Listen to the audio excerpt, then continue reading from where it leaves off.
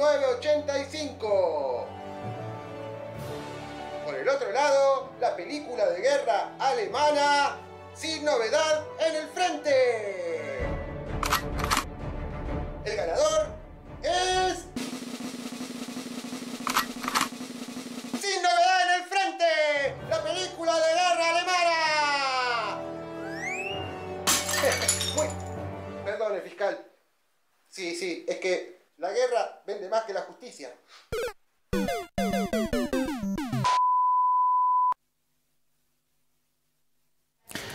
Bienvenidos, bienvenidas, buenas noches. Gracias por sintonizar Brotes Verdes como cada lunes, ahora en su nuevo horario, aquí en la pantalla de C5N. Hasta las 12:30. Hoy tenemos un programa realmente cargado de información y en un momento crucial, además, tanto para la interna del oficialismo como para la coyuntura económica internacional.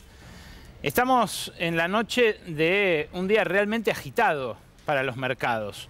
A algo de lo que venimos hablando desde octubre, noviembre del año pasado, que es la sequía, la muy severa sequía, la más grave de este siglo, que va a recortar casi a la mitad la cosecha de los principales cultivos de exportación de la Argentina. Esto es maíz, trigo, soja y girasol. A eso ahora se le suma un tembladeral financiero internacional. Y no sabemos todavía qué profundidad tiene ese tembladeral. El viernes la noticia fue que cayeron dos bancos, uno vinculado a las startups tecnológicas de Silicon Valley, el Silicon Valley Bank, de hecho uno de los 20 bancos más importantes de Estados Unidos, que perdió una cuarta parte de sus depósitos en cuestión de un par de horas. La velocidad de las transacciones ahora con el celular, que cualquiera puede sacar sus depósitos en cuestión de minutos, segundos, se sumó al pánico que generan las redes sociales y, bueno, potenció hasta una velocidad inusitada una bancarrota muy parecida a la de Bear Stearns allá por 2008. ¿Se acuerdan ustedes? El primer gran banco que cae como coletazo de la crisis de las hipotecas norteamericanas. ¿Por qué debería importarnos esto? Bueno, primero porque si no fuera por lo inadecuado de la metáfora, tendríamos que decir que es sobre llovido mojado, ¿no? Porque estamos hablando de una crisis que se suma a los factores que meten incertidumbre en la economía argentina para este 2023, realmente muy incierto. Pero además, porque esto puede ser una bisagra a nivel mundial, para el capitalismo mundial. Y ahora vamos a ver por qué, porque vale la pena tomarse unos minutitos para intentar entenderlo. El que entró en bancarrota el viernes, además del banco de Silicon Valley, fue el Silverline, otro banco importante, muy especializado en criptomonedas. Y hoy se sumó otro. Hoy, a pesar de que el fin de semana el Tesoro, la Reserva Federal arbitraron un montón de mecanismos de rescate para intentar evitar un colapso tipo 2008, bueno, hoy entró en bancarrota otro más. Y también tiene que ver con las criptomonedas. Atención a esto. ¿Qué es lo que pasó a nivel mundial? Lo que pasó a nivel mundial es que se terminó la plata dulce. Durante todo este siglo, desde la salida de aquella crisis que generó en su momento el colapso de las Torres Gemelas, pero sobre todo después con la crisis de 2008, lo que hubo como respuesta de los bancos centrales de los países ricos fue un festival de emisión de dólares, de euros, de yenes y de otras monedas. Esto hizo que durante todo este tiempo, para el que pudiera endeudarse, la plata fuera muy barata. Y así fue como las grandes tecnológicas, las plataformas, los famosos unicornios, se convirtieron en empresas mucho más grandes que las tradicionales empresas automotrices, petroleras, bancos, que hasta principios de este siglo eran las más grandes del mundo. ¿Por qué digo que la plata dulce fue lo que marcó esta época? Bueno, porque esas plataformas, pensá en Amazon, pensá en Spotify, pensá en Mercado Libre, son compañías que trabajan en base a Big Data, al manejo de grandes cantidades de datos y al funcionamiento de algoritmos. Para que esos algoritmos aprendan lo suficiente y para que las cantidades de datos sean lo suficientemente grandes, estas empresas durante mucho tiempo tienen que perder guita. Y lo que pasó en el loco capitalismo de estos últimos años es que hubo esa guita. Y una empresa, como alguna de estas plataformas que te nombré, que dijera, yo por 10 años no voy a entregar dividendos, solamente voy a crecer y ustedes que son accionistas se pueden hacer ricos comprándose un cachito de mi empresa. Bueno, eso hizo que ese modelo de compañías sean las que pasen a mandar en el capitalismo mundial. Eso es lo que se está rompiendo. ¿Por qué se está rompiendo? Porque el año pasado, con la irrupción de la inflación a caballo de la guerra dispara costos de todo tipo y aumenta la inflación en los países ricos, genera una respuesta que es la única que hasta ahora llevan adelante los países ricos cuando hay inflación, que es subir las tasas de interés. Eso nos perjudica doblemente. Primero porque le tenemos que pagar mucho más al Fondo Monetario y a otros acreedores privados. Y segundo, segundo, que esas tasas de interés, además, hacen más atractivos los mercados de los países ricos, en detrimento de países como el nuestro o de inversiones en países como el nuestro. ¿Se entiende hasta qué punto es importante lo que está pasando estas semanas a nivel mundial? No porque haya dejado de ser importante la sequía, las heladas, el granizo, todo lo que recortó en casi 20.000 millones de dólares la cantidad de divisas que va a entrar al país. Pero es importante también porque se agrega como factor de incertidumbre y termina de derretir un acuerdo con el Fondo Monetario que ya nació muerto el año pasado. Pocos te lo decían entonces, muy pocos, porque no era funcional ni a uno ni a otro lado de la grieta. Hacía falta leerlo para entender por qué nacía muerto ese acuerdo. Y ahora vamos a eso. Ahora, este acuerdo del que se cumple un año, este viernes, la aprobación parlamentaria fue el 17 de marzo, o sea, este viernes se cumple un año, se metió en el corazón de la interna del Frente de Todos. Y al parecer va a ser el eje sobre el cual se van a diferenciar las distintas corrientes internas y también va a ser el eje sobre el cual se va a estructurar la candidatura para este año electoral. Las candidaturas, pero sobre todo la candidatura del oficialismo. ¿Qué dijo hoy el Fondo Monetario después de 20 días de demora? Porque había anticipado hace más de 2 semanas el ministro Sergio Massa que esta revisión, la cuarta, se iba a aprobar. Dijo esto. Le hizo 3 tirones de orejas a Sergio Massa. El primero, sobre tarifas. Dijo, las autoridades planean continuar implementando el esquema de segmentación acordado, eliminando los subsidios para los usuarios residenciales de mayores ingresos a partir de mayo y de los comerciales a fines de este año. ¿Qué encierra este parrafito del comunicado que sacó hoy el Fondo Monetario? Una queja porque al final Massa y la secretaria de Energía, Flavia Rollón, habían amagado con endurecer la segmentación y los aumentos de tarifas para bajar más los subsidios y al final lo sacaron atenuado, asustados por la inflación de fines del año pasado y principios de este. ¿Qué es lo segundo que le hace como tirón de orejas el Fondo Monetario al ministro Sergio Massa? El tema del gasto y algo muy puntual.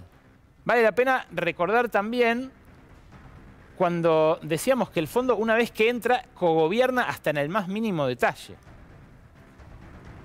Y fíjate lo que le dice respecto de la moratoria previsional que se aprobó hace 10 días en el Congreso de la Nación, en diputados. Ya se había aprobado en el Senado a mediados del año pasado. Se tomarán medidas tempranas y decididas para abordar de manera sostenible los costos fiscales de la aprobación imprevista de la moratoria de pensiones para asegurar los objetivos fiscales para este año y los próximos. Al Fondo Monetario le resultó inesperada la votación de la moratoria que va a permitir que se jubilen 800.000 personas, en su mayoría mujeres, sin los aportes suficientes para jubilarse a pesar de tener la edad. El Fondo Monetario es enemigo de las moratorias y ahora te voy a contar algo a propósito de esto que ya había advertido antes. Tercer tirón de orejas,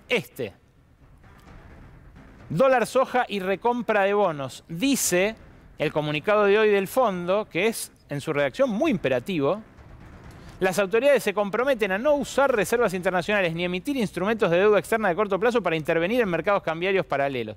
Es lo que viene haciendo.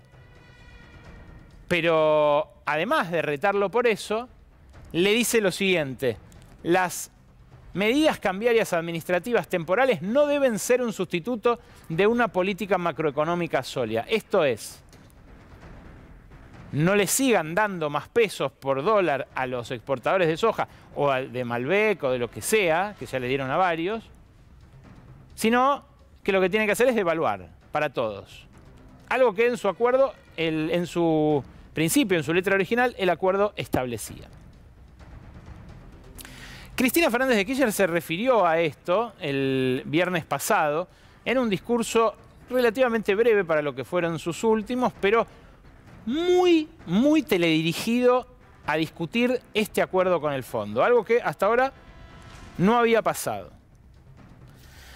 Hace un rato, la Cámpora sacó un comunicado a propósito de esta publicación del Fondo Monetario que salió hoy a eso de las 5 de la tarde.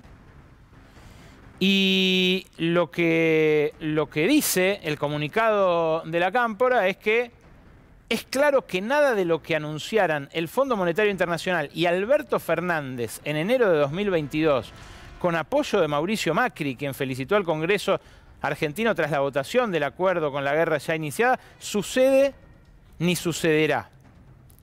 Dijo el presidente, escuchen esto, es un comunicado de la Cámpora, hace un ratito. Dijo el presidente que teníamos la soga al cuello y que se había encontrado un camino.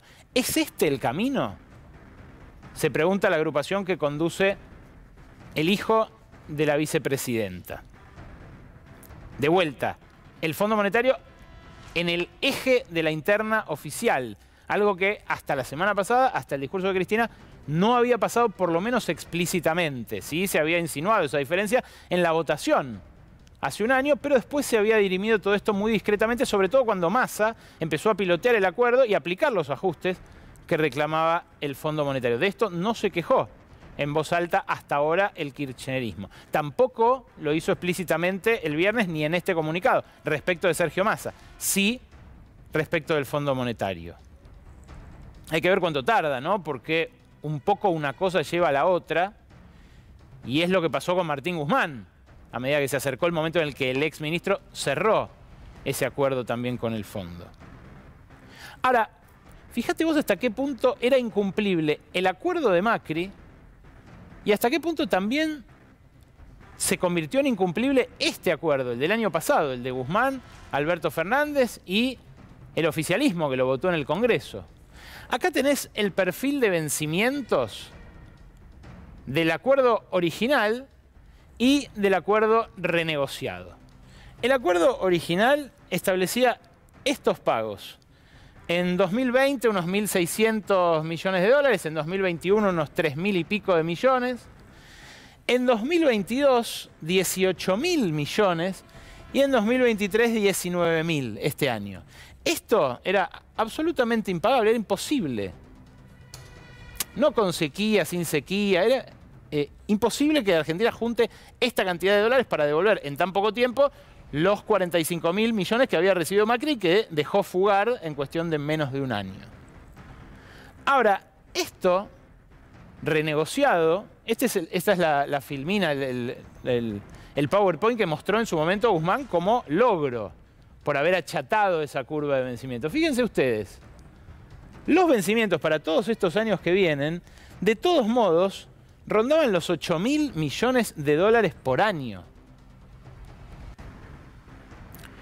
Y en este contexto es absolutamente inviable pagar siquiera lo que asoma en 2026. ¿Por qué? Y bueno, porque no hay. No hay. Sencillamente no hay. Incluso el propio fondo le dice, los pocos dólares que pudiste juntar, los del dólar soja, pagándoles más las reservas, no lo hagas más. El viernes en su discurso, la vicepresidenta mostró un cuadro bastante más complejo, que es el cuadro de vencimientos de todos los sectores. Claro, es de doble entrada, es difícil de entender, es medio esquivo. Ahora, la verdad que año a año, este año, entre vencimientos de intereses, de capital, con el Fondo Monetario, con acreedores privados y demás, fíjate lo resaltado. Hay que pagar 15.000 millones, 10.000 millones, 19.000 millones, 23.000, 25.000. Esos son los próximos años. ¿Por qué? Y bueno, porque se agregaron los intereses que te digo subieron por la crisis financiera global. Se agregaron los vencimientos con los acreedores privados que renegoció también Guzmán y ahora se agregan estos vencimientos, los que empiezan a caer de capital, de las primeras cuotas. Claro, este acuerdo es impagable porque fue el mayor préstamo que le dio el Fondo Monetario a ningún país nunca en su historia. Fíjate vos el ranking, el top 10 de los préstamos más cuantiosos que hasta ahora le dio el Fondo Monetario a sus países miembros. En su otorgamiento inicial, porque desembolsó 45, pero dio 57.000 millones. Eso es más de lo que le asignó a Grecia en 2010. Grecia tuvo el paquete de ajuste más prolongado y doloroso de la historia de los ajustes del fondo. Es superior a lo que le dio a Brasil durante la pandemia. Es superior a lo que le dio a México con el tequila, a Turquía cuando se cayó su moneda a principios de siglo, a Argentina antes del colapso de la convertibilidad, a Ucrania en 2008, a Rumania, a Hungría y a Ucrania en esta última fase, cuando empezó a intentar sostener al gobierno después del inicio de las hostilidades en 2013 con Rusia. Es el mayor acuerdo en términos de plata, el mayor préstamo del Fondo Monetario, por lo cual es lógico que sea muy difícil de pagar.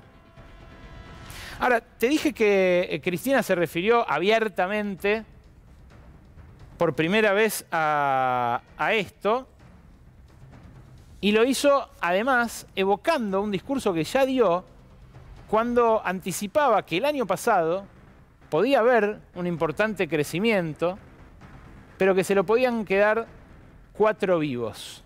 ¿Cómo lo hizo? Así. Un acto muy lindo que había organizado el gobernador de la provincia de Buenos Aires, a la que fue el presidente, el entonces presidente de la Cámara, estaba también Máximo, Sergio, que era el presidente de la Cámara, y me acuerdo que yo hablé después de Sergio, y Sergio había pronosticado que la economía iba a crecer, y yo dije, claro que va a crecer, pero tenemos que alinear precios, salarios, tarifas y servicios. ¿Para qué? Para que el crecimiento no se lo lleven 4 vivos. ¿Qué es lo que está pasando? ¿Qué es?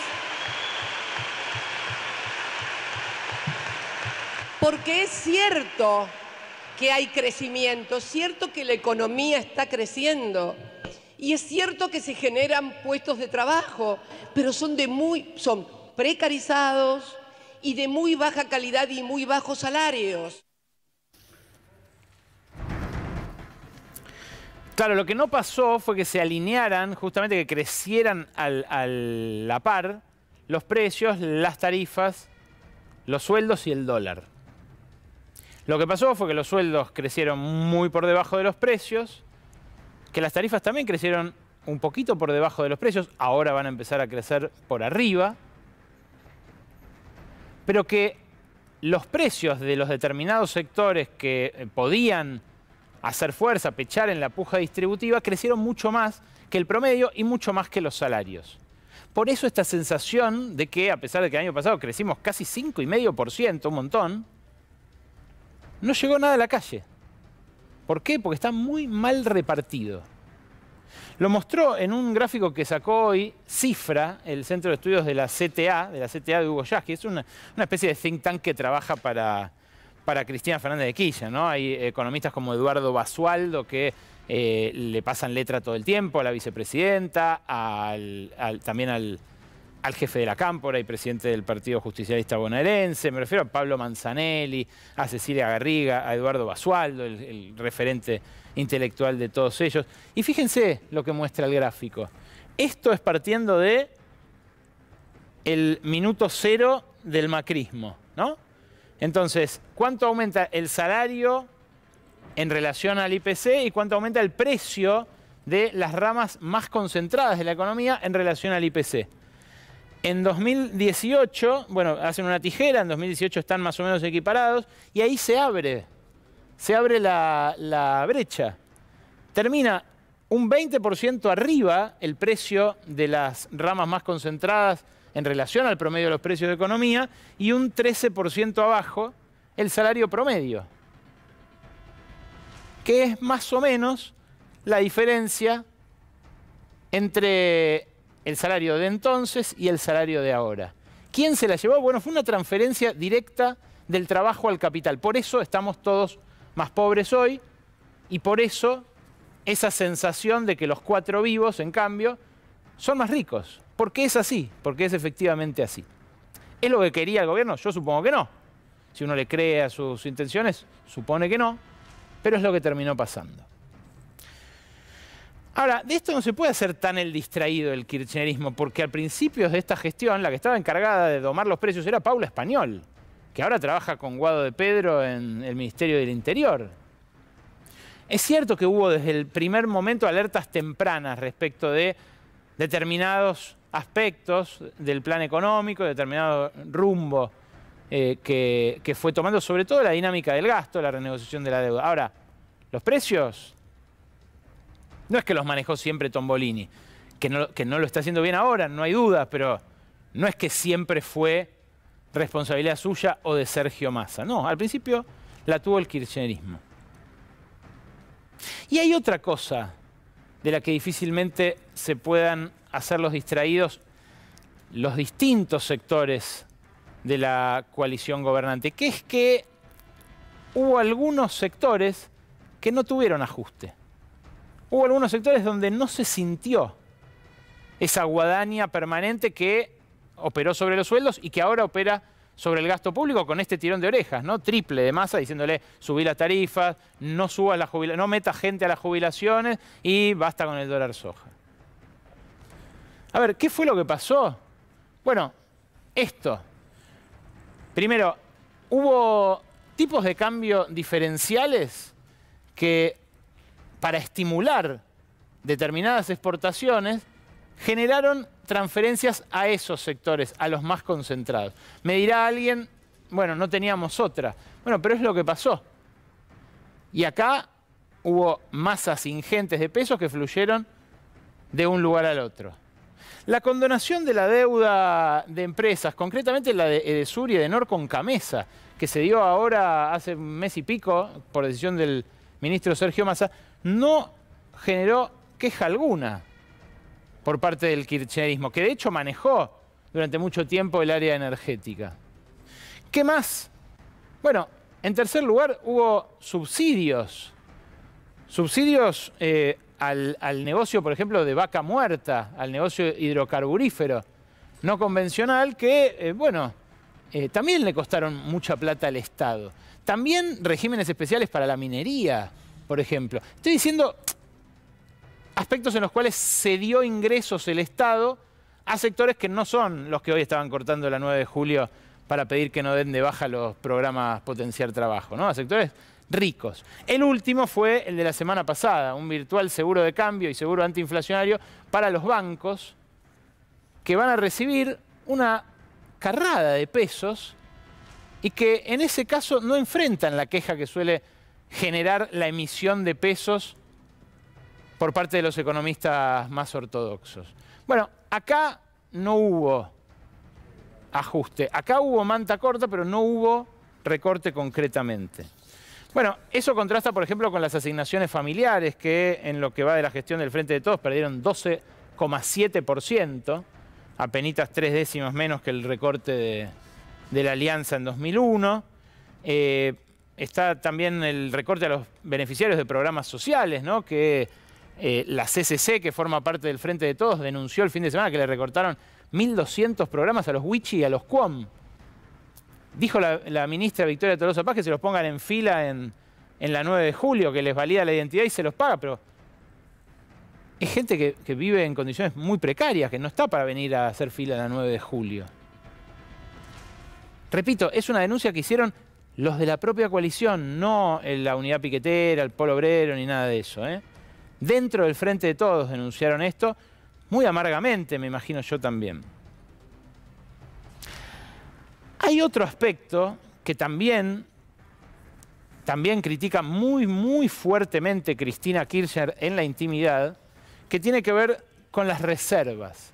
¿Qué pasó con el excedente comercial que tuvo la Argentina? Lo que vendimos por encima de lo que compramos. Que fue mucho, mirá lo que fue. Este es el saldo de bienes de lo que va del gobierno del Frente de Todos. 45.000 millones de dólares en ingresos por ese excedente. En parte por la buena cosecha pasada y por los buenos precios que tuvo esa buena cosecha pasada por la guerra. ¿Qué más entró? Bueno, entró la plata de los organismos financieros multilaterales, tanto la que mandaron por la guerra misma como lo que mandaron de más el año pasado, porque se suponía que al principio llegaba una plata excedente de los pagos. Y después un poquito de inversión extranjera, muy poquito, francamente. ¿En qué se fue? ¿En qué se fue? Este es otro gráfico de cifra de este estudio que les digo salió esta tarde. Se fue sobre todo en el pago de intereses y préstamos financieros. Esto fue en parte del Estado, pero en muy buena medida por parte de las empresas que tuvieron dólares oficiales para cancelar esa deuda con el exterior. En fletes que aumentaron por la guerra muy fuertemente, aumentaron, todavía siguen carísimos. En viajes y transportes de pasajeros que se reactivaron muy fuertemente por la pospandemia. Y finalmente en la fuga, en la formación de activos externos. ¿Por qué me detengo en esto? Porque acá también hay un reproche, acá también hay un reclamo interno. El resquemor acá es con quienes permitieron, por ejemplo, que estas empresas pagaran esas deudas con el exterior contraídas durante el macrismo con dólares oficiales. Ahora, ¿qué otra cosa hicieron las empresas? La otra cosa que hicieron fue adelantar compras de máquinas y de insumos. Y eso tiene que ver con la brecha cambiaria, con que todo dólar oficial que le dieran a cualquier compañía lo iba a usar para convertirlo en dólares posta, que están guardados en los galpones donde están apilados los insumos o donde están esas máquinas que probablemente fructifiquen en más crecimiento de acá en adelante. ¿Por qué les hago ver lo de las reservas pegado a lo del gasto? Porque está todo endiablado. Así de corta es la manta y así de discutido está internamente lo hecho hasta acá por la gestión de gobierno. Ahora, concretamente sobre el punto de la moratoria, hay algo que es de estricta coyuntura sobre lo que hace un ratito hablé con las más altas fuentes del Palacio de Hacienda. El tema de la moratoria. Esto es lo que les mostré que el Fondo Monetario reclamó hoy. Así, en este tono imperativo, dijo, se van a tomar medidas tempranas y decididas para abordar los costos fiscales de la aprobación de esa moratoria imprevista. Esa moratoria, que fue aprobada hace 10 días en el Congreso, todavía no fue promulgada. Y el Fondo Monetario se había quejado en la tercera revisión, en el Staff Report de diciembre, respecto del gasto y había advertido que no se le ocurriera al gobierno hacer una moratoria. ¿No me crees? Sí, lo había advertido en esas palabras. Míralo en el informe del 22 de diciembre del año pasado. Claro, estábamos todos en otra, ¿no? Porque acaba de traer la escaloneta la copa, la tercera. Decía ese informe, serán necesarios esfuerzos para contener la cuenta de salarios del sector público con el congelamiento de vacantes, cosa que cumplió al pie de la letra Sergio Massa, la de jubilaciones, donde los aumentos deben anclarse en la fórmula de indexación y en evitar nuevas moratorias, y también en las transferencias a provincias y empresas públicas. Bueno, el Fondo Monetario le había advertido así que no podía sacar una moratoria. La moratoria la sacaron igual. La información de último momento que tengo respecto de esto es que mañana sale el decreto que promulga esta ley en el boletín oficial. Repito, de las más altas fuentes del Palacio de Hacienda, en medio de los reproches cruzados que generó este comunicado del Fondo, porque uno de los ejes del comunicado de la Cámpora de hoy es ese. Dice, esperamos que la promulguen, ¿no? en referencia al presidente de la Nación. ¿Cuáles van a ser los recortes que el gobierno decida para compensar este gasto adicional, que es más o menos de entre 2 y 3 décimas de punto del PBI? No lo sabemos todavía, pero evidentemente el Fondo Monetario está mostrando los dientes para que eso ocurra, para que ese gasto se compense, porque ellos dicen era imprevisto. Ahora, Cristina, el viernes, además de criticar el acuerdo con el fondo, habló de algo más. Habló de establecer un acuerdo multipartidario, una especie de acuerdo horizontal para renegociarlo. Y lo dijo de la siguiente manera. Creo sinceramente, y no es la primera vez que me han escuchado, porque me lo escucharon decir también en Chaco, lo escribí en mi libro, sinceramente. Yo estoy convencida que es necesario acordar. No vamos a acordar por ahí porque unos van a decir que hay que tener flexibilización laboral y los otros no. Unos van a decir, no, hay que sacar a todo. Pero en esto de la economía bimonetaria, ¿en qué patrón de acumulación vamos a hacer para tener los dólares necesarios para hacer frente no solamente a las obligaciones, sino frente a las obligaciones del desarrollo y el crecimiento que necesita y demanda nuestra sociedad? Hay que sentarse a hablar de eso, sin adjetivaciones, sin estereotipos, sin clichés. Bueno, la vicepresidenta diferenció lo que en su momento había construido el kirchnerismo, ella dijo una hegemonía democrática, de lo que se prepara para ver ahora en las elecciones. Y coincide mucho con las encuestas, con lo que están mostrando las encuestas, que va a ser una elección tipo 2003, con pocos votos para cada uno. En ese contexto, obvio que va a ser necesario acordar. Ahora, una cosa es plantear el acuerdo desde una posición de fortaleza y otra muy distinta, hacerlo desde una posición de debilidad, como esta situación en la cual está ahora el oficialismo. Lo que advirtió Cristina es que la fragmentación política puede terminar de llevarse puesto al sistema institucional democrático nuestro, tal como lo conocemos. Puso el ejemplo de Perú.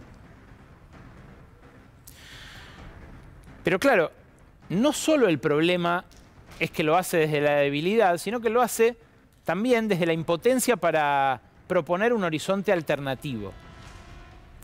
Y eso es lo que a su vez debilita más esa posición frente a una oposición que solamente juega al derribo, que solamente tiene por interés generar un caos que le allane el camino al poder y que además le facilite las cosas para hacer un ajuste todavía más fuerte que el que quiere el Fondo Monetario. Es interesante porque cuando uno confronta, hay pocas ocasiones para hacer esto, porque hay muy poco diálogo a través de la grieta, pero cuando uno confronta a quienes ocupaban lugares de responsabilidad en el momento en el que se contrajo esta deuda, hoy impagable, pero el año pasado también impagable, terminan reconociendo que en 2018 también era impagable.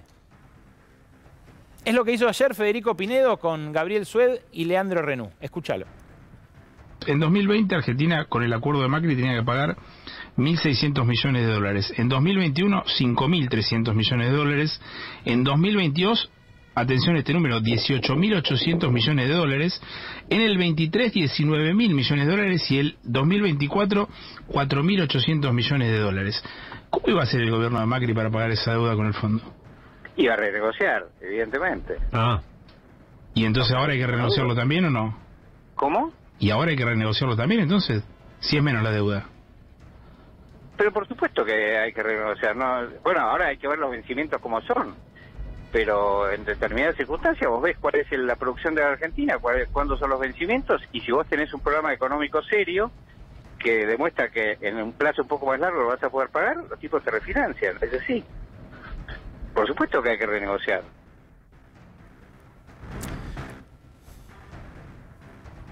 Fuerte, ¿no?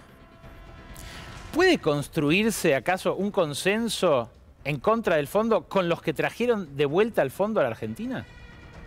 Difícil.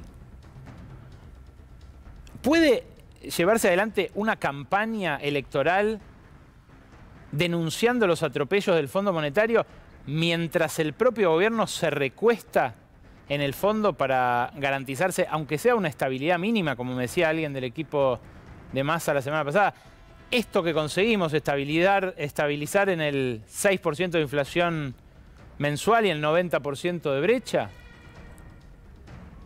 Bueno, es difícil también. Pero lo más probable es que sea más difícil lo primero que lo segundo. Porque, como dijimos acá, ya el año pasado, cuando empezaba a atisbarse este rumbo de ajuste, peor que perder una elección, muchas veces, 1000 veces peor que perder una elección, es perder el rumbo. En instantes, mi compañera Lucía Isikoff va a hacer su columna política sobre lo siguiente. Bienvenida, buenas noches. Gracias, Ale. Buenas noches. Bueno, en el plenario del Luche y Vuelve hubo un comentario inesperado, al menos, de Máximo Kirchner hacia Axel Kicillof, que dejó a la vista una tensión, una cierta tensión interna. ¿Qué hay de atrás? ¿Qué hay atrás de esa interna? ¿Y se podría llegar a poner en riesgo la campaña en la provincia de Buenos Aires? Bueno, de eso vamos a estar hablando. También nos va a ilustrar Gabriela Vulcano sobre otros pormenores de la política interna del Frente de Todos, ¿verdad? Así es, en medio de las tensiones políticas, de la disputa política que se está dando dentro de la coalición de gobierno, el presidente de la Nación, Alberto Fernández, consiguió este fin de semana su primer triunfo político. Les vamos a estar contando de qué se trata y cuál fue la respuesta del kirchnerismo frente a esto. Gracias, Gaby. En instantes, nada más. Antes nos vamos a meter en el tema que sobrevoló toda la última semana hasta el tema Fondo Monetario que volvió a instalarse el fin de semana. La seguridad, las mafias, el narco, la policía y la política. El punto en el cual se entremezclan todos esos fantasmas es en Rosario. Y para hablar de esto hemos convocado a la exministra de Seguridad y exministra de Defensa, Nilda Garré. Gracias por venir, Nilda. A ustedes por invitarme. Sos una especie de blanco preferido de los manoduristas, ¿no? Como el símbolo. El símbolo de la bondad, soy yo demasiado buena. O al menos eso dicen ellos, que en realidad, bueno, proponen cosas que tampoco han funcionado. El problema es que nada parece funcionar, ¿no? Bueno, mira, cuando hay una situación como la de Rosario, la de varios otros lados, ¿no? Por supuesto, o como la que existe en otros países, es porque, bueno, el Estado no ha funcionado. El Estado no ejerció su poder. Y el que sí ejerció su poder a veces son los sectores policiales, pero no en nombre del Estado, sino en nombre de intereses particulares. No se extiende el narcotráfico si no hay connivencia con la policía. Entonces lo que acá ha faltado es control sobre la policía. Ha faltado la autoridad política por sobre las operaciones, por sobre la coordinación de la estrategia. Ha faltado inteligencia estratégica y prospectiva, es decir, que nosotros podamos estar en condiciones de más o menos saber, suponer con algún grado de certeza lo que va a ocurrir en un determinado lapso o en varios determinados lapsos. Esas cosas se estudian, son disciplinas científicas, están muy desarrolladas, hay mucha gente especializada en eso, pero eso no se usa, lógicamente. ¿Qué ha pasado en Rosario? Mira, yo tengo una anécdota para contar que creo que es un poco ilustrativa. Cuando yo era ministra de Seguridad, en el año 2011, habían matado a Cantero, sí, uno de los canteros. Uno del clan de los monos. Primero, el principal, sí, ¿no? Inicialmente. Bueno, había mucha alarma, por supuesto la situación en Rosario se había puesto muy tensa. Yo lo convoqué al ministerio, al gobernador, Bonfatti. Y para mi sorpresa, Bonfatti me decía, bueno, pero se están matando entre ellos. Perdón, gobernador, ¿qué quiere decir entre ellos? Bueno, entre ellos son miembros de las mafias, de una, de otra, y se matan entre ellos. Bueno, como diciendo, me hacía un gesto como diciendo, no es tan grave, eso no es cosa nuestra. Pero primero son muertes, ¿no? Son delincuentes, pero no se tienen que morir. Tenemos que tener prevista otra estrategia. Y en segundo lugar, ellos, ¿por qué están peleando? pelean por el territorio, ¿no? Pelean por controlar más manzanas, más otras. Entonces, lo que están peleando es lo que el Estado no controla. Usted no está controlando el territorio, su gobierno, bueno. Y al no controlarlo, bueno, ellos lo disputan. Es decir, si no hay Estado, el narco o cualquier criminalidad organizada avanza. ¿Debió haberse intervenido antes la provincia o la policía de Santa Fe? No sé si la provincia, pero digo... Ya en ese momento era claro que la policía estaba totalmente contaminada por el narco, más aún casi conducida por el narco directamente. Es decir, los que tenían realmente la manija eran los narcos y no la policía. Una policía desprestigiada, la santafesina. Por supuesto que hagamos las excepciones que hay que hacer porque hay gente honesta y que cumple su misión, ¿no? Pero bueno, en Rosario y en la zona de San Lorenzo y ahí obviamente había un control de policías corruptos. Ahora, bueno, ¿cómo fue que el gobierno nacional terminó cediendo ante el consenso punitivista y un poco de la mano dura? Porque al final terminó mandando más fuerzas federales, el ejército, cosa que había jurado y perjurado que no lo haría, más allá de que sean ingenieros, lo que sea, pero va el ejército a los barrios, y además va a los barrios pobres, no va a donde lavan dinero. Sí, es donde hay más problemas, ¿no? Más disturbios siempre. ¿Vos estás de acuerdo? Yo creo, primero, yo mandé más gendarmería al famoso, no sé si te acuerdas, Cinturón Sur. Sí, claro, claro. Bueno, nosotros ahí mandamos primero 2.500 y después 3.200 gendarmes. A Rosario. No, al Cinturón Sur, pero digo, es un caso similar. Comuna 4 y Comuna 8 de la ciudad de Buenos Aires, los barrios del sur de la ciudad. Sí, claro. Eso sí, sacamos la policía, que es la que estaba corrupta y contaminada. Sacamos la Policía Federal, que fue algo muy fuerte, sacar a la Policía Federal del territorio de la Ciudad Autónoma de Buenos Aires. Yo reuní en el Ministerio a todos los jueces federales de la Ciudad de Buenos Aires y les pregunté, tengo idea de hacer esto, ¿ustedes lo van a aprobar o lo van a declarar inconstitucional? No, nos parece una excelente idea. Reemplazar la policía y la distribuimos en otros sectores de la Ciudad de Buenos Aires, pero la sacamos de los sectores donde se habían contaminado. Recuerdo perfectamente el Cinturón Sur porque además después hubo denuncias de atropellos también por parte de esas fuerzas de seguridad. Gendarmería, claro, sí. el caso de Kevin. La gente aprobó en general, porque la gendarmería funcionaba de otra manera, iban de a 3 juntos, caminando siempre, no patrullaban desde el móvil, sino que bajaban y hablaban con la gente. Se estableció un contacto distinto. Pero ¿no terminó pasando que aprendieron los códigos del delito de esos barrios y terminaron integrándose del mismo modo que la policía al final? No llegó a ocurrir eso, porque además creo que hay otra cosa que falta ahí cuando se hace esa ecuación, que es la participación de la gente, de la comunidad. Si no, ¿quién controla a la policía o a la gendarmería o a la prefectura o a quien sea de fuerza de seguridad? Tiene que haber una organización del Estado y de la sociedad. Bueno, eso es lo que nunca ninguno de los adalides del discurso de mano dura menciona ni trata de articular. Bueno, sin control policial, hoy en todos los países del mundo, aún en los más represivos, Estados Unidos, hay control de la gestión judicial, policial.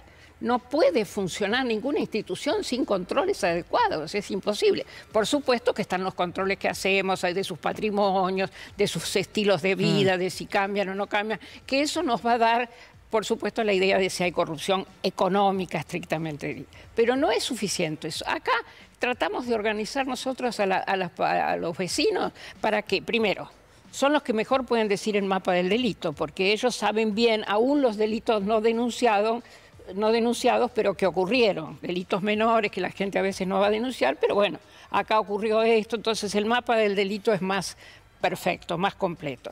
Segundo, ellos proponen soluciones a veces, porque se les ocurren. Los vecinos. Claro, acá faltarían más luces, miren, acá faltaría que hubiera un patrullero a la noche. Sí, acá, claro. Bueno, distintas cosas. Y en tercer lugar, se sienten protagonistas, se sienten constructores de la política de seguridad de su barrio y entonces toman toman protagonismo, en fin, generan una actividad distinta y eso fue muy útil en ese momento. Además, la gente estaba chocha con eso de las asambleas. Bueno, no todas. No, las fuerzas de seguridad no estaban nada chochas, porque estaban siendo controladas, pero es no digo que no toda tampoco en los vecinos, ¿no? Bueno, ese caso que se le cito eran cantidades importantes, digamos, sí. Por supuesto, nunca en estos temas. Son temas discutibles. Ahora, estos son delitos complejos, delitos que tienen muchas características, sobre todo el crimen organizado, y requieren que nosotros tengamos organizaciones adecuadas. Yo no me parece mal que se haya mandado al batallón de ingenieros, no imprescindible tampoco, por supuesto, porque por algo hay ministerios de obras públicas, ¿no? En las intendencias o secretarías de obras públicas. Claro. Así que, bueno, uno dice, en realidad, estas tareas las tendría que haber hecho ya la municipalidad. Pero bueno, si se quiere hacer algo rápido y con gente que está muy organizada para hacer esas cosas, que lo saben hacer realmente, las Fuerzas Armadas saben hacer eso, y además tienen las grúas, tienen las topadoras. Más allá de los ingenieros, a mí lo que me sorprende es una suerte de consenso punitivista que parece haberse construido cuando le reclama, por ejemplo, Patricia Bullrich a Horacio Rodríguez Larreta que no fue lo suficientemente duro para que lo dejen traer las taser, las pistolas eléctricas. Después sale el ministro de Seguridad Nacional, Aníbal Fernández, a decir que sí, que está en condiciones, y al final se terminan habilitando. Entonces nadie discute si está bien, si son útiles. Porque hace como 5 años que discutimos lo de las taser o más, qué sé yo, no sé, y que sí que no, y nunca había habido consenso. Ahora de repente dieron el consenso. ¿Vos qué pensás? Yo, la verdad que no conozco exactamente el funcionamiento. Sé que no es fácil, sé que puede ser peligroso y por consiguiente tiene que ser gente muy capacitada. No sé si se va a usar con un protocolo muy adecuado y bueno, si se va a hacer con todas esas precauciones, puede llegar, no creo que termine siendo ninguna solución al problema, porque este es un tema complejo que tiene raíces más profundas. Por supuesto, el crimen organizado es por la cantidad de dinero impresionante que maneja. Antes que pensar en las taser, tenemos que pensar cómo controlamos los puertos de todo el Paraná, por los cuales entra y sale la droga como quiere, porque no hay controles, no hay escáneres, no hay personal de aduanas controlando. Entonces, ¿eso es desidia o que está permeado el Estado por esos intereses? Y yo diría que cuando la desidia es mucha, yo sospecho. Yo sospecho, porque no puede ser sino algo tan obvio como controlar, que tiene montones, decenas de puertos privados sin control adecuado. Y por ahí es por donde está entrando la droga, además de por la ruta, ¿no? 11 creo que es la paralela al Paraná. Pero bueno, mucho es por los lanchones que van por el Paraná. Entonces, ahora, ¿no le hace falta al progresismo o si se quiere, a un sector de la sociedad que propugna que se respeten los derechos humanos, que no haya atropellos en su contra y demás, un discurso más concreto y más afilado para hablar de seguridad con la ciudadanía? Digo porque parece estar abrazando un amplio sector de la población los discursos más recalcitrantes. Claro, es un peligro que está ocurriendo porque eso está siendo alimentado deliberadamente y técnicamente en la forma adecuada, digamos, ¿no? Con los mecanismos. Pero no hay una falencia, no hay una autocrítica que hacer de ser que haya en los sectores progresistas, llamados progresistas, ¿no? Para sumarme a tu lenguaje, ha habido cierto temor a veces de parecer demasiado duros o de dejar de parecer respetuosos de los derechos humanos. Y yo creo que hay que ser, por supuesto, minuciosamente, cumplir con la Constitución, bueno, ¿no? Pero bueno, eso no quiere decir que nosotros no tengamos que hacer inteligencia penitenciaria, que es imprescindible. Cuando aparece alguien como Sergio Berni, que dice yo quiero estar a la derecha de la derecha... Bueno, ese es un showman, ¿no? A mí, yo personalmente no le tengo respeto, pero así es de tu fuerza política, o sea, hasta sí, ahí... no, bueno, creo que ya ahora no es más, no sé, pero nunca pensamos parecido. Pero bueno, creo que porque hay mucha escenografía, yo creo que lo mismo ahora con el mismo envío de las Fuerzas Armadas, no es indispensable cuando hay municipalidades que rodean la zona de conflicto y se podrían haber hecho las obras. Es también mostrar, yo creo, ha habido consciente o inconscientemente, supongo que conscientemente, una sensación de mostrar fuerzas armadas en la zona. No van armados, no pueden intervenir en ninguna situación de inseguridad, aunque sea contra ellos mismos. Tienen que llamar a la policía como cualquier ciudadano, es decir, no van a tener, digamos, ninguna preferencia, ni ningún privilegio, ni ninguna situación especial por ser militares. Entonces son para la foto, nomás. Y bueno, van a hacer el trabajo, son muy eficientes haciendo eso. Los batallones de ingenieros son eficientes realmente. Y tienen la maquinaria adecuada, que no todo el mundo tiene en el mismo lugar las carpas, las topadoras, las cosas, en fin.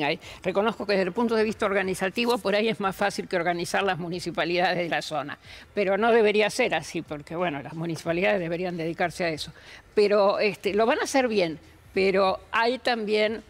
Algunos ven en eso una señal de que hay presencia militar. Y eso, como señal, es mala, porque no tiene por qué haber en un tema de seguridad presencia militar, aunque haya que mejorar la condición de los barrios, ¿no? Aquí en la ciudad de Buenos Aires, después de esa experiencia del Cinturón Sur, la policía de la ciudad empezó a estar más activa en los barrios, sobre todo del sur y en los más pobres de la ciudad, y llevó adelante atropellos como el asesinato de Lucas González, el futbolista de Barraca Central, que esta semana empieza el juicio, justo. Hay 14 policías involucrados en el asesinato y en el encubrimiento posterior.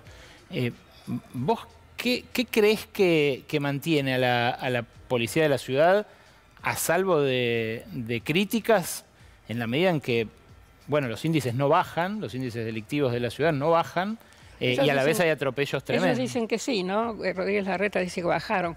En realidad los índices en la ciudad siempre son relativamente bajos con relación al resto del país, con relación a Rosario, sí, bueno, claro, con relación, pero bueno, eso no quiere decir que haya bajado muy significativamente el delito en la ciudad, con relación al que era, digamos. Incomparables los recursos. Claro, los recursos son absolutamente incomparables. Y las condiciones, las características, bueno, los barrios en emergencia son menores, la cantidad de gente involucrada es menor. En ese momento que nosotros hicimos el Cinturón Sur, eran 400.000 personas en total, más aproximadamente, ¿no?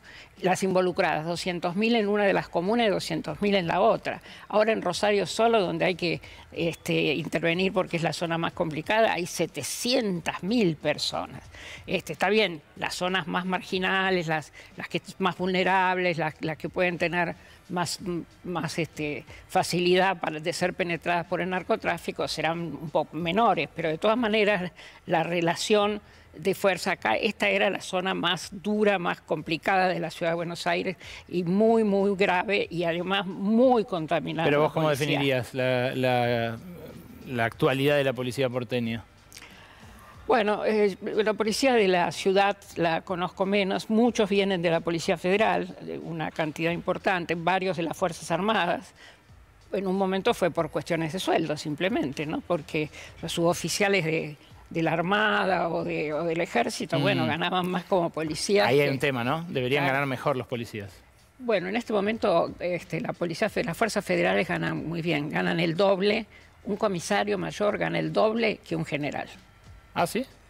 Esto se ha producido por mal manejo, entre otros, de la ministra Bullrich, un desfasaje que ahora ha generado, bueno, el ministro Tayana acaba de anunciar, afortunadamente, un aumento que va a darse del 60% para equiparar lo que siempre fueron superiores los sueldos de las Fuerzas Armadas por las Fuerzas de Seguridad.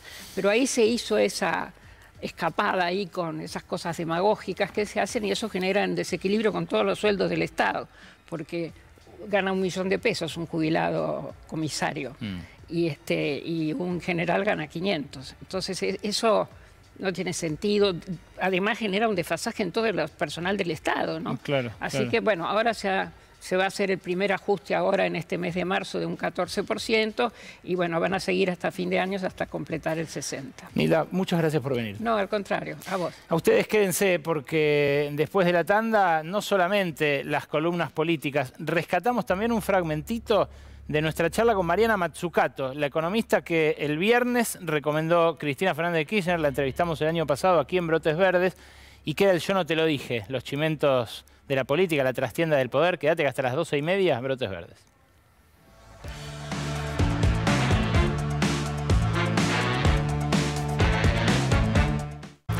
Gabriela Vulcano nos trae un triunfo inesperado, ¿verdad? Así es, este fin de semana la peronista María Emilia Soria ganó las elecciones en General Roca, localidad de Río Negro. Ahí fue reelecta como intendenta. ¿Y sabes quién festejó, Ale? Adivina quién festejó. Bueno, lo deduzco por el título de tu columna. Bueno, sí. Festejó a Alberto Fernández, pero no solo festejó, sino que lo festejó a ese triunfo como propio. Ajá. ¿Por qué dirás como propio? Bueno, Soria enfrentó a un candidato que era apoyado nada más ni nada menos que por el kirchnerismo, la Cámpora y la Unión Cívica Radical.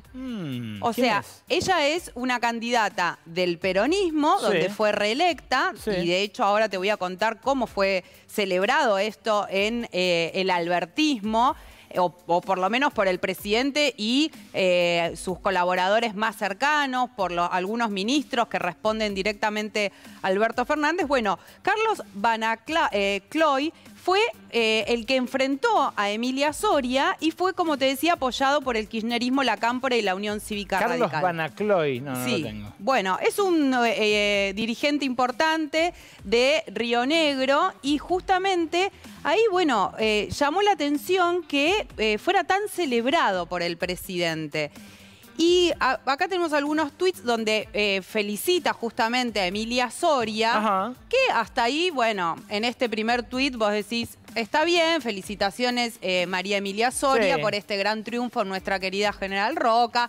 Este resultado es un reconocimiento a tu enorme trabajo y la confianza de los ciudadanos en el peronismo para gobernar en tiempos desafiantes. Una felicitación, sí. Hasta ahí. Correcta. Correcta. Pero mira este segundo tuit, donde dice y remarca que ella es un emergente del peronismo que debemos construir. Y acá me parece que estas frases que vienen son las más fuertes, que tienen que ver con esto de que dice es democrático y solidario, abierto y sin sectarismo. Ahí fue el palo. Bueno. Ahí fue el palo. ¿A quién es? ¿Quién está detrás de Van Acloy?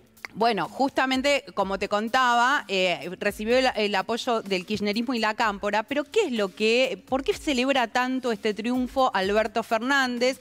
De hecho, después, inmediatamente, dos de los ministros, tanto el jefe de gabinete Agustín Rossi como el canciller Santiago Cafiero, también celebraron y la saludaron a Emilia Soria. De alguna manera, lo que dicen cerca de Alberto Fernández es que sería una pequeña muestra, digo pequeña porque estamos hablando de una localidad de Río Negro, no se puede esto trasladar a nivel nacional, pero ellos ven que es una pequeña muestra de que el peronismo puede ganar sin el kirchnerismo. Incluso que en realidad, si hay un sector del peronismo que se anima a enfrentar al kirchnerismo, le puede ganar. Alberto Fernández se mira en eso que sucedió este fin de semana y toma más valor para algo que le vienen reclamando desde el kirchnerismo, que es que se baje de esta candidatura que él ya se subió, dijo que va por la reelección. Bueno, justamente siente que ahí hay alguna posibilidad de dar esa pelea. Claro, toma valor para intentar desobedecer esa presión o desestimarla. Claro, dice, bueno, si en Río Negro pudimos enfrentando al kirchnerismo, es cierto que Soria recibió el llamado del presidente Alberto Fernández y también de la vicepresidenta Cristina Kirchner. Ella siempre tuvo muy buena relación con Cristina Kirchner. Yo recordaba que era kirchnerista María Emilia Soria. Sí, fue siempre muy cercana a la vicepresidenta, pero bueno, ahí el candidato fuerte en el que está referenciado hoy el kirchnerismo es Martín Doñate, el senador Martín Doñate. Pero, ¿qué pasa más allá de esto que estamos contando puntualmente de Río Negro? Esto se enmarca también en lo que para Alberto Fernández, en este tuit que leímos, es una especie de respuesta a las declaraciones que tuvo Máximo Kirchner este fin de semana en el acto que hizo en Avellaneda, donde habló y dijo puntualmente que, bueno, había algunos que están más interesados en ganarle a Cristina que en salvar o sacar adelante el país. Entonces, bueno, Alberto Fernández ahí también encuentra una forma de darle una respuesta a esto. ¿Qué es lo que se está discutiendo de fondo? ¿Se están discutiendo las candidaturas? Sí, se están discutiendo las candidaturas. Pero hay algo más importante que tiene que ver con cuál va a ser el proyecto político que se va a llevar adelante en caso de que el Frente de Todos consiga ganar las elecciones. Y ahí sí es importante quién encarna ese proyecto político, porque a diferencia de lo que sucedió en el 2019, donde el objetivo principal era poder ganarle a Cambiemos para sacar a Mauricio Macri del gobierno y que no continuara con las políticas que estaba llevando adelante, ahora lo que te dicen es lo que tenemos que conseguir sí o sí es no solamente ganar las elecciones, porque ya somos gobierno, sino es que encontrar la persona indicada para que pueda llevar adelante y encarnar ese proyecto político en función de qué intereses se quieren defender y para qué se quiere gobernar. Qué difícil, ¿no? Porque y ahí, Massa quiere ser, pero en su momento quiso ser Scioli, después quiso ser Alberto, antes había querido ser Vudú, Cobos. No siempre fue infalible la estrategia, ¿no? Por eso la discusión de si es Cristina candidata o no es Cristina. Y si no es Cristina, ¿quién va a ser el candidato? Resulta central. No es un tema simplemente de nombres o un nombre que ayude a ganar las elecciones, sino también de alguien que si llega a la Casa Rosada defienda los intereses de un proyecto político que en el caso del kirchnerismo consideran que es distinto al que hoy encarna Alberto Fernández. Gracias, Gaby. Vamos a Órbita Noticias y después, lo prometido, un fragmentito de Mariana Mazzucato antes del Yo no te lo dije y Lucía Isiko.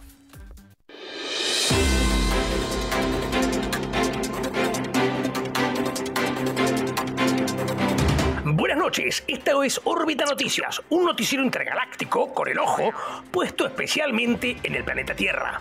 Vamos a las noticias. Este año hay elecciones en nuestro país preferido de la galaxia y la campaña está que arde. Debe ser por eso que hace ya varias semanas que el país es la zona más caliente del planeta. Y debe ser por eso también que algunos candidatos buscan generar propuestas refrescantes a través de sus spots publicitarios.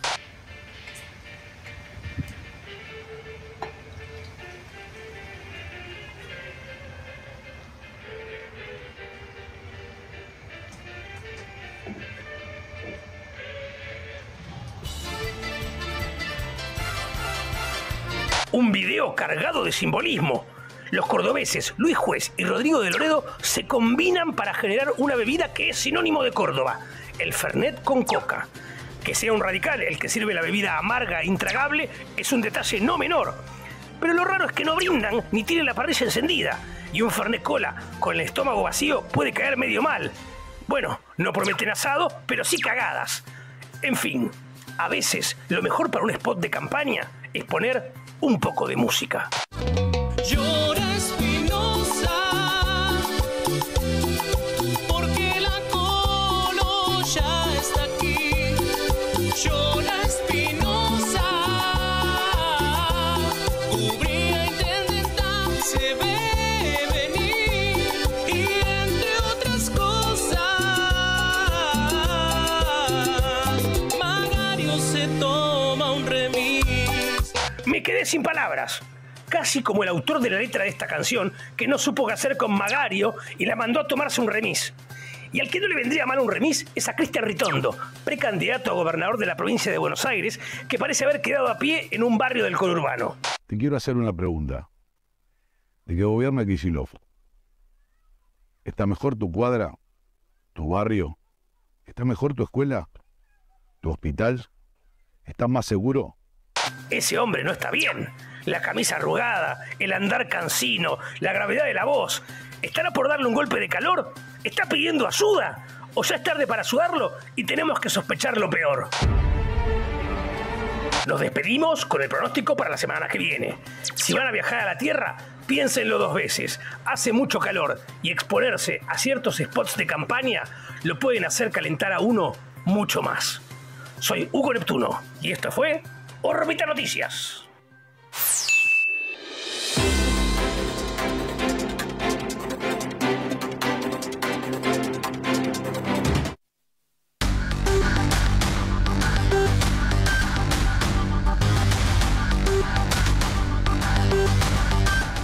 Ah, bueno, había hostilidades, pero hay tregua. Todo tuyo, Lubaisikov.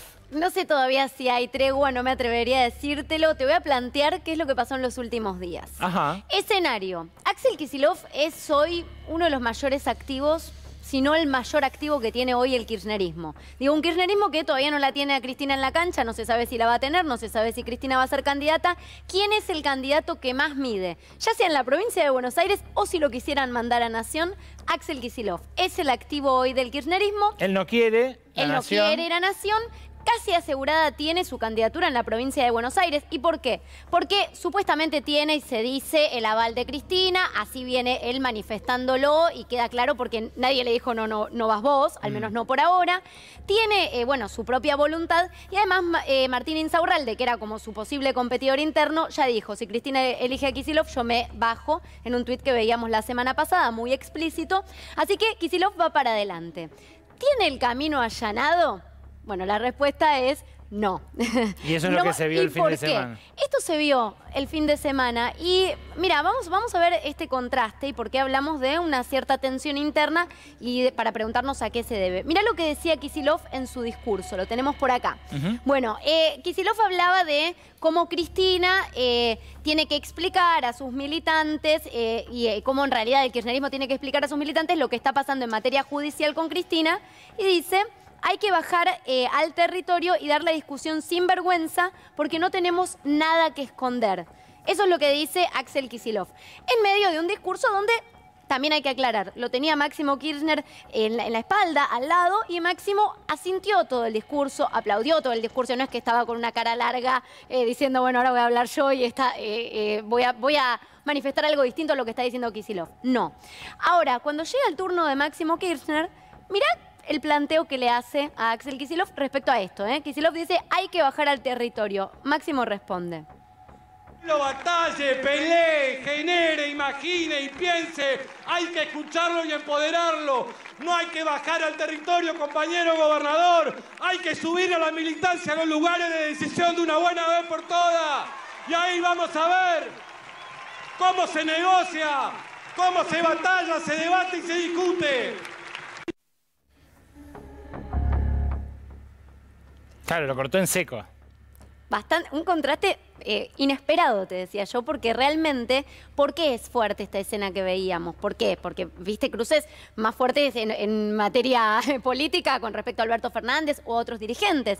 Pero esta es una tensión que hasta ahora nunca se había mostrado en público. Digo, se habló infinidad de veces de la tensión entre Máximo y Kicillof, su disputa por, hasta si querés, se han hecho análisis psicológicos de el amor, de la disputa por el amor de Cristina, de todo se ha dicho, pero nunca se vio con claridad esa tensión. Y ahí hay un reclamo puntual. Ahora, ¿cómo cae esto en el espacio de Kicillof? Primero, algunos me decían, y cayó mal, ¿te acordás esa escena donde Néstor Kirchner con Scioli parado al lado, hablando de temas seguridad, le dice, dígame, gobernador, ¿quién es el que le está atando las manos que usted no puede resolver el tema de seguridad? ¿Te acordás? En un escenario completamente distinto donde se había filtrado algo que había dicho Scioli, en teoría, al hermano de Carolina Píparo, que no tenía las herramientas. Y Néstor Kirchner se le planta así. No me acordaba.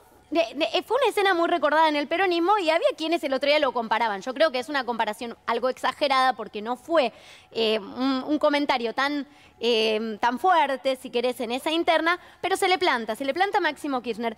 Te decía, ¿cómo cayó en el entorno de Kicillof?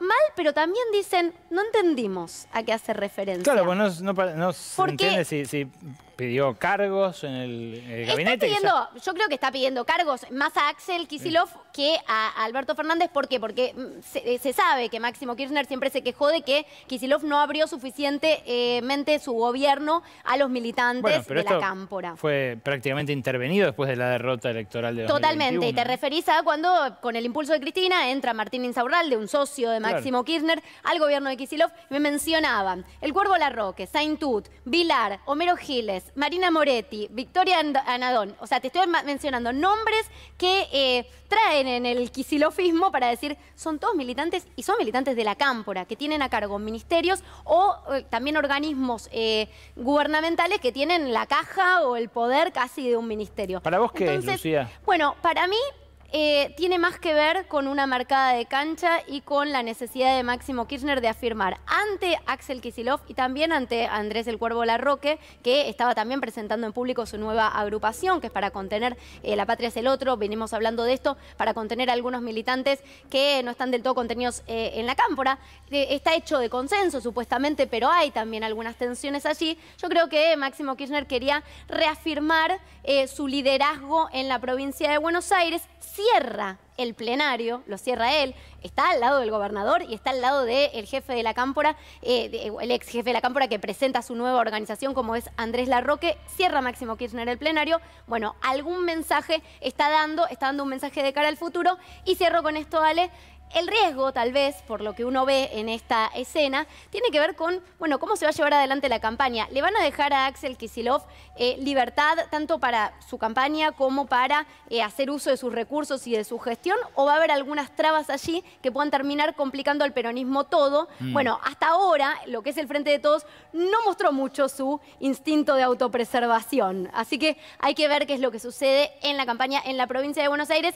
Clave, no solo por los votos que tiene la provincia y por el interés del kirchnerismo en la provincia, sino porque es una base fundamental de votos para lo que va a suceder después en Nación. Finísima información, gracias, Lu. Vamos ahora a lo que les prometí. Cristina Fernández de Kirchner el viernes, cuando hablaba, antes de este acto que nos comentaba Lucía Isikoff, reivindicó a un economista que ya recomendó el Papa y ya recomendó Gustavo Petro. Lo hacía así. ¿Sí creen que inventó la Internet? ¿O Steve Jobs? No. Fue el Estado el que hizo Estados Unidos en sus múltiples agencias de inversión. Les recomiendo un libro de Mariana Mazzucato, El Estado Emprendedor, que desmistifica que la innovación tecnológica proviene del sector privado. No, señor. La gran innovación tecnológica proviene del sector estatal. En Estados Unidos, en Alemania y en todas partes. Es un librazo, El Estado Emprendedor. Mejor aún El Valor de las Cosas, The Value of Things. Así fue editado originalmente. Ahora acaba de sacar otro, Misión Economía, con el que está girando por el mundo. Justamente por eso el año pasado la entrevistamos a Mazzucato. Y sobre esto de quién creó Internet y qué hace el Estado y los privados, nos dijo esto en estos 5 minutos que extractamos.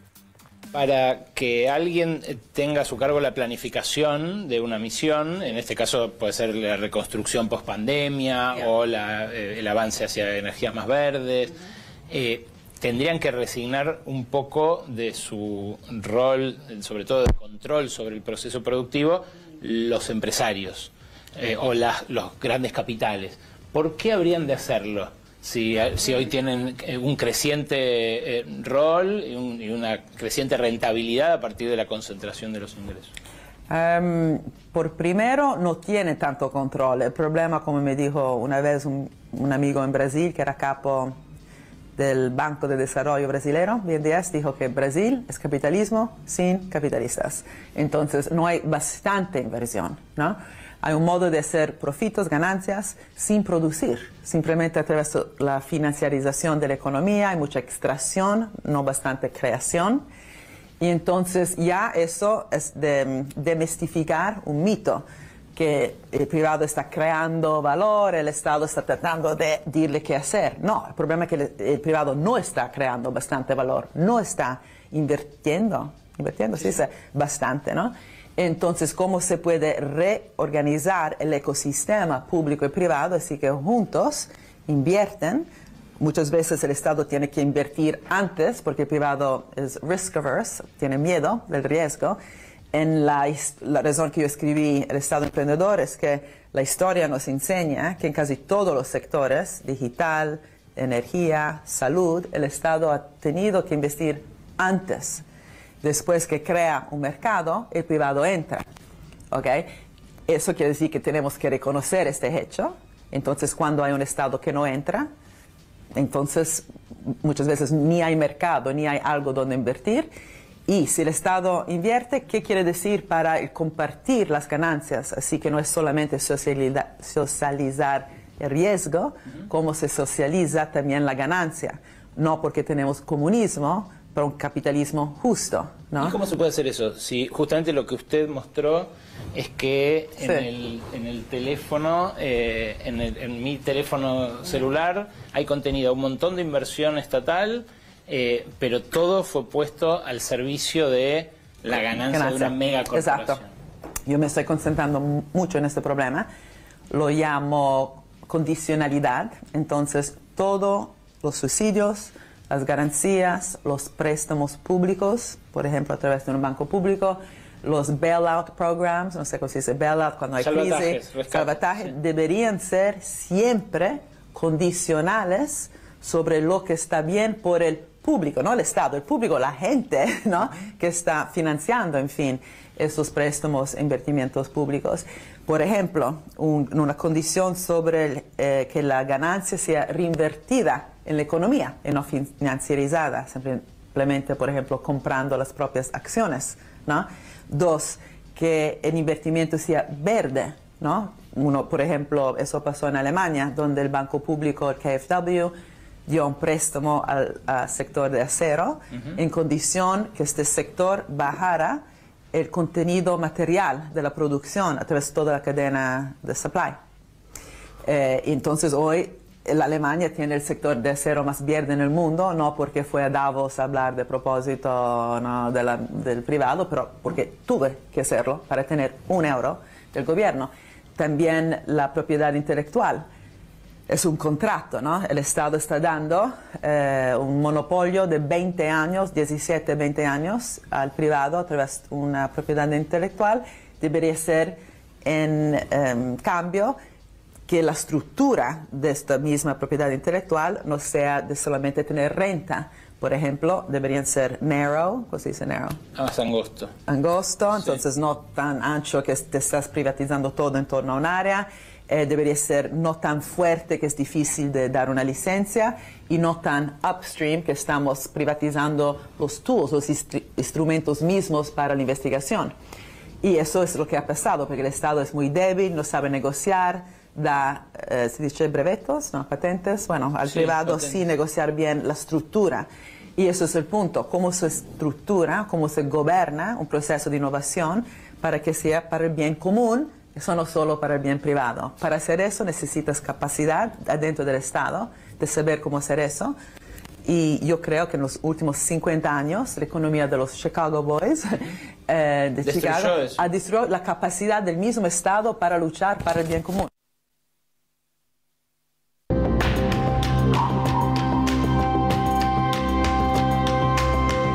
Bueno, ahí está un cachito de Mariana Mazzucato. Vayan a buscarlas a YouTube si quieren, ¿eh? Están las demás partes de la entrevista que tuvimos el año pasado. Pero ahora cerramos con el momento más temido, ¿eh? Por las fuentes, por los funcionarios, por algunos ejecutivos también, que saben que acá hay noticias empresarias. Es información de primera mano, pero que cuando nos la cuentan nos dicen, yo no te lo dije. Solamente en off. Pero las paredes hablan, ¿eh? Los pasillos no esconden nada. Yo no te lo dije. ¿Quién arranca? Yo no te lo dije, pero el titular de la Unión Cívica Radical, Gerardo Morales, y la líder de la coalición cívica, Elisa Carrió, vienen cada vez más hablando, charlando, acercando posiciones. Epa. También con el mandatario porteño Horacio Rodríguez Larreta, donde ya están funcionando casi como una especie de bloque político dentro de Juntos por el Cambio. A tal punto llegaron estas conversaciones que tienen de manera periódica, según me contaban tanto del lado de Carrió como del lado de Morales, que ya tuvieron reuniones con distintos economistas para pensar posibles políticas económicas en caso de llegar a ser gobierno. Y ¿qué consiguió o qué va a conseguir, mejor dicho, Gerardo Morales? Va a conseguir lo que no consiguió Mauricio Macri y no consiguió, te diría, casi ningún dirigente político. ¿Qué cosa? Es que Elisa Carrió se siente en primera fila en la calle Corrientes, más puntualmente en el Teatro Gran Rex, el próximo miércoles cuando Gerardo Morales oficialice su candidatura presidencial. Mira. Elisa Carrió no fue a ningún acto, a la presentación del libro que hizo Mauricio Macri, más allá de que la invitaron y demás, no fue. Y siempre que se le preguntaba por qué no iba, ella decía, yo no voy a ningún acto, de nadie. Bueno, parece que su cercanía a Gerardo Morales va a hacer que finalmente ella acompañe a un candidato que es de Juntos por el Cambio, pero ella sigue manteniendo que va a ser también candidata presidencial. Así que, bueno, veremos si finalmente va a estar sentada en primera fila en el Gran Rex acompañando a quien es hoy uno de sus aliados más fuertes dentro de Juntos por el Cambio. Por las dudas iremos comprando pochoclo, Vulcano. Muchas gracias. ¿Seguís vos, Aisikov? Sigo yo, Ale. Yo no te lo dije, pero ustedes saben que cada candidato que se lanza en cualquier espacio político, te diría, pero sobre todo en el peronismo, en el Frente de Todos, hoy decimos, ¿a quién responde? Bueno, hay uno que tiene un huevo puesto en cada canasta, como dice el dicho popular. Sí. ¿Sabes de quién te estoy hablando? No. Daniel Osvaldo Scioli. Mirá esta foto de hoy. Ahí está caminando con el intendente de Esteban Echeverría, con Grey. Grey lo recordarán algunos porque judicializó el ingreso a la presidencia de Máximo Kirchner en el PJ bonaerense. Está enemistado completamente con Máximo Kirchner, con la Cámpora y muy alejado de Cristina Kirchner. Eso que era medio el segundo de Alicia Kirchner. Totalmente, ¿no? ¿En su momento? totalmente. Y además era cercano, ha compartido algún viaje en la comitiva con Cristina. ¿Y qué pasó? Bueno, ahora, empezó una disputa diciendo que la Cámpora es directamente usurpó el PJ bonaerense, que no tiene que estar mezclados los intereses. Quedó bastante solo porque al principio los intendentes, varios le hacían frente al ingreso de la Cámpora y de la presidencia de Máximo Kirchner en el PJ. Fue haciendo un trabajo de avance Máximo Kirchner allí, también muy cercano a Insaurralde. Grey quedó en otro bando y quedó bastante solo, y hay que decirlo. Bueno, Scioli le fue a hacer compañía hoy caminando por Esteban Echeverría, pero mañana lo vas a ver a Daniel Scioli caminando en Ezeiza con Gastón Granados, el intendente, el hijo del sheriff Granados, que estuvo el sábado en el plenario del Lucha y Vuelve y que está militando activamente por Cristina. Daniel Scioli, ¿qué sabes a qué apuesta? Okay. Apuesta que ni Cristina ni Alberto van a ser candidatos, y entonces él, siendo, bueno, como es Scioli, teniendo buena relación con distintos dirigentes del oficialismo y de la oposición, puede avanzar con su candidatura y, ¿por qué no, ser un candidato de síntesis? Gracias, Lu. Yo no te lo dije, pero mucho se habló de esta foto la semana pasada. Claro, era Expoagro y cayó el ministro del Interior, Guado de Pedro, a participar de las discusiones. Claro, lo sentaron entre Fernán Zaguier y Jorge Rendo, ¿no? Uno es el dueño de La Nación, uno de los principales directivos también del diario, y el otro es el lobista en jefe del grupo Clarín. Claro, hubo incomodidades, pedidos de disculpas, él dijo, yo también me sentí incómodo, pero la verdad, mientras tanto se sustanciaba el verdadero favor del gobierno al grupo Clarín, que fue una respuesta muy burocrática, sin fotos, sin anuncios, sin nada, que hizo la Comisión de Defensa de la Competencia a un fallo de una envergadura realmente muy, muy elevada, que, bueno, está pendiente en una causa que inició una abogada gremial, una abogada de un sector de los empleados de Entel que se quedaron sin cobrar la propiedad público-privada, la participación público-privada en las empresas cuando se privatizaron, y que interpuso un recurso para bloquear la fusión entre Cablevisión y Telecom. El gran negocio que coronó Clarín durante el gobierno de Mauricio Macri. Pudo haberla frenado, pudo haberla obstaculizado Massa, respondiendo algo desde el organismo antimonopolios a esta causa, pero lo que respondió es que él desde ahí por lo menos no la objetaba. Estaba discutiéndose una foto, pero el verdadero favor estaba en otro lado. Nos vamos, se quedan aquí en la continuidad de C5N. Nosotros el lunes que viene, como cada lunes en este nuevo horario, los esperamos y las esperamos a las 23 para hacer esto, Brotes Verdes. Chau.